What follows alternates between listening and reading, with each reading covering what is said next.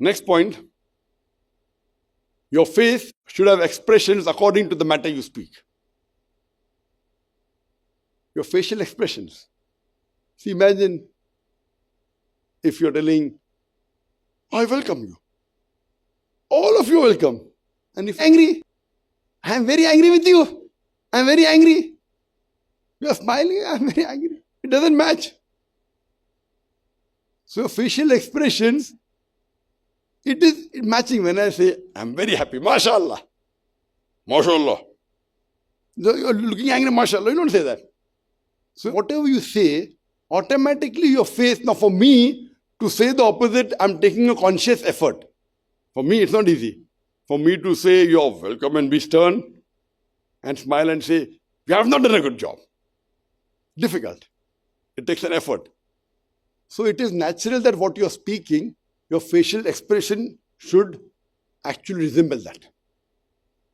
And the face does wonders. And Hazrat Umar Radhiyallahu Anhu, there's an art in Arabic called as farasha, reading the face. You look at the person and read what's going on in his mind. He was an expert, we aren't. So facial expressions are very important. Welcoming, cordial. When you come on the stage, you should, as though he's your close friend or a close brother. Your gestures also are very welcoming. Your face is welcoming. So the facial expression is very important and makes a world of a difference. The person who's listening to you, it gives a different impression altogether.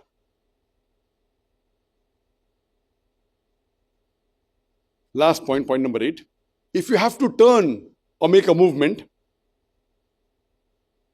do it from the hip and upper part of the body. I mean, normally if I have to make a movement, I keep this straight. I look there. I can look here also and I can speak. The movement is always from the hips. This becomes firm. So it is not always doing like that. Because that gives you firm and confident. I look here, I look there. All my movement is, my feet are not moving. My feet are there where it is. The feet will have to move sometime. I'll come to it later on. Normally, all your movement that is there is above the hip. Unless required, we'll come to it later on. Otherwise, once you come and you stand, the movement above the hip, that gives confidence. There are people who talk like that. It doesn't give. If you talk like that. And today we're going to talk on the topic of being sure of what you're going to do. And if you're sure what you're going to do, then you should know what you're going to do. All the movements are above the hip. The feet may have to move certain time. We'll come to it later on. Otherwise, all the gestures, all the movements should be above the hip. And that gives confidence. You can make out a difference between a person who is a trained and a professional speaker. This rule is broken when you're with the podium or when you're moving around. This rule is broken. This rule is especially there when you're speaking in front of the microphone without a podium. I have not come across any course anywhere in the world, a professional course, which says don't give lectures with notes, don't use a podium. So ours is unconventional. Unconventional.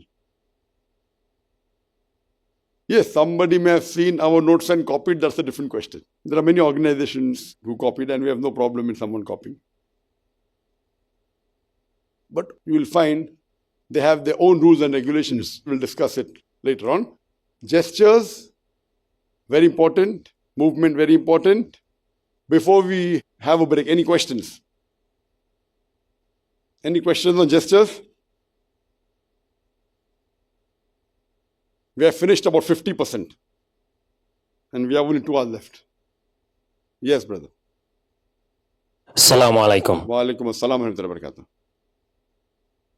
Is it permissible for me to slightly bow?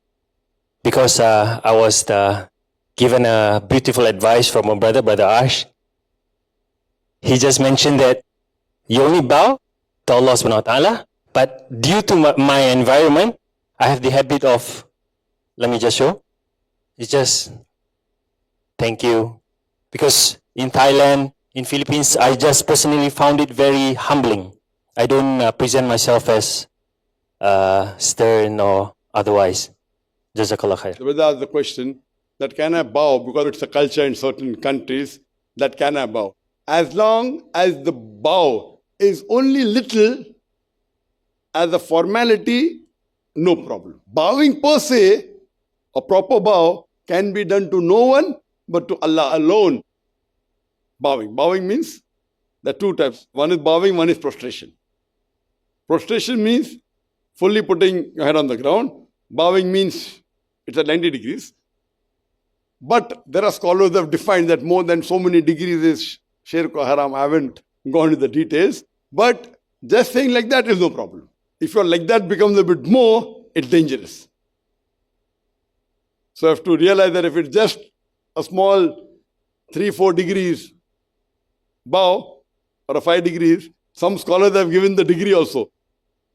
After this, it is shirk. I haven't gone into the details, so I don't want to repeat also that which degree is not allowed.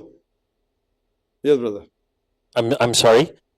If that's the case, what about like dua? Like if in Thailand I would be like sawadee with this hand gesture. Anything.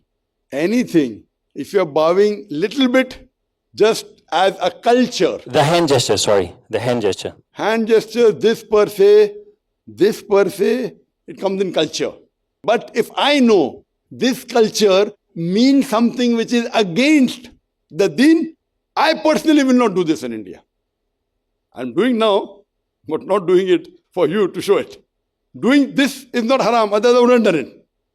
But by doing this, it means certain things which will lead to haram. So I personally will not do this and wish someone. Doing this is not haram, I'm doing it now. If it's haram, I won't do it. It's not haram. But because it may have another connotation, it may mean that, okay, I want to bow. It may mean that I'm worshipping you. If all these connotations are attached, doing this per se is not allowed. Otherwise, there is no problem in putting your hands together. There is no hadith saying you can't put your hands together. Coming to the question of that culture. Now, in culture, you have to realize, for example, India. In India, it's a common practice that when we meet, we embrace each other. In the hadith, the beloved Prophet Muhammad said, do not embrace each other unless you're coming from abroad. So when we meet Eid in India, we embrace Eid Mubarak. Actually, it's against the deen. I know many of the Indians will be shocked. What is Zakir saying? In the Eid, we embrace each other. Correct? In Islam, we don't embrace. We shake hands and we just wish. Taqabbal Allah minna minkum. Not even Eid Mubarak. But saying Eid Mubarak is no problem. It is Mubah. It's a cultural greeting, not going against Quran and Sunnah. So you can't say Eid Mubarak. But embracing each other, it's permitted in the deen if you are coming from outside the city. But Indians do it. So similarly, bowing per se actually is haram, but just a small nod or a bend, knowing very well that it should not be done too much, just as a gesture, I say it's fine. For example, when they have martial arts, in martial arts they bow too much. It's not allowed. But if you do only a nod like that, okay. But if you bow down really, that's not permitted. I'm just doing it. So if you bow down too much, it's not permitted. But just like that, hand is not Islamic, but don't keep your hand on the heart, keep it on the... All these are cultural. As long as the culture doesn't go against the teachings of Quran and Sunnah, there's no problem. Yes, brother. Last question before we... Yes, brother. Changing the posture from above the hip. If we were to change it, let's say a little bit, like shifting your weight by changing the foot movement, will that affect? No, normally you don't do it. If you have to do it, we'll come to it next time. In the next section, deal with that. Normally you don't have to do it. You don't have to move away. When you have to move, I'll tell you how to move, inshallah. Yes, brother. Zakir bhai, I'm used to watching your videos, especially the old ones. Not the new one. Today is training. I just want to clarify whether my observation is correct or not. Your gestures are more today. I don't know whether it's correct or not. you're making gestures almost every word or every other word. But during lectures, I thought it was little lesser. How were my gestures yesterday? Forget today.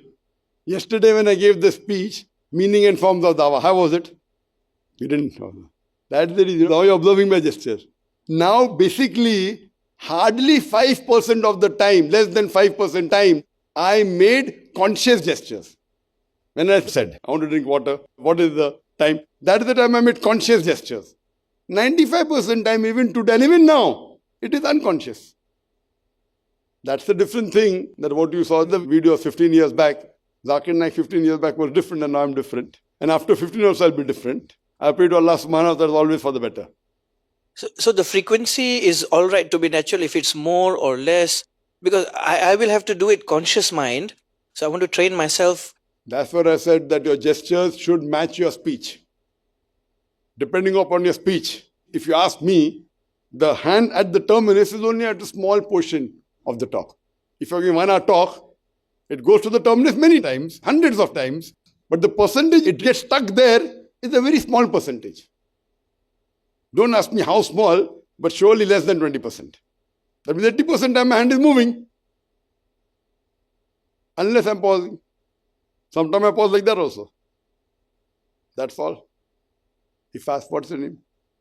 I'm pausing here to be effective. Otherwise, normal time it goes on the terminus and ends there. If I'm not speaking and listening to you, that time it's here. While I'm speaking, approximately more than 75% time, it is moving.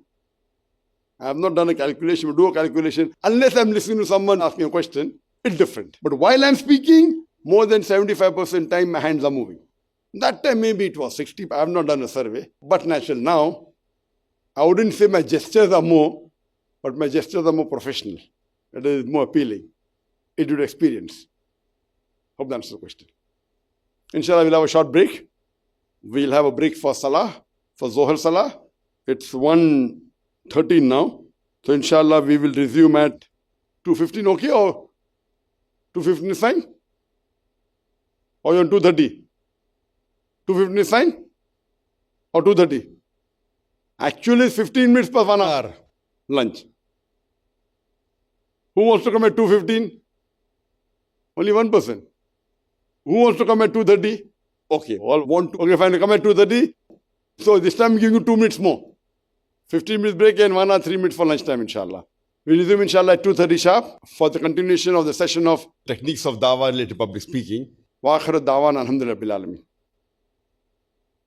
لا إله إلا الله لا إله إلا الله لا إله إلا الله محمد رسول الله محمد رسول الله أرجو رضاك يا الله أنت الرحيم يا الله هبني عطاك يا الله أنت الكريم منك العطاء يا الله أنت العظيم يا الله فيك الرجاء يا الله أنت الحليم الرحمن الستار ملك الملك الغفار الوهاب المنان المتعال الرحمن الستار ملك الملك الغفار الوهاب المنان المتعال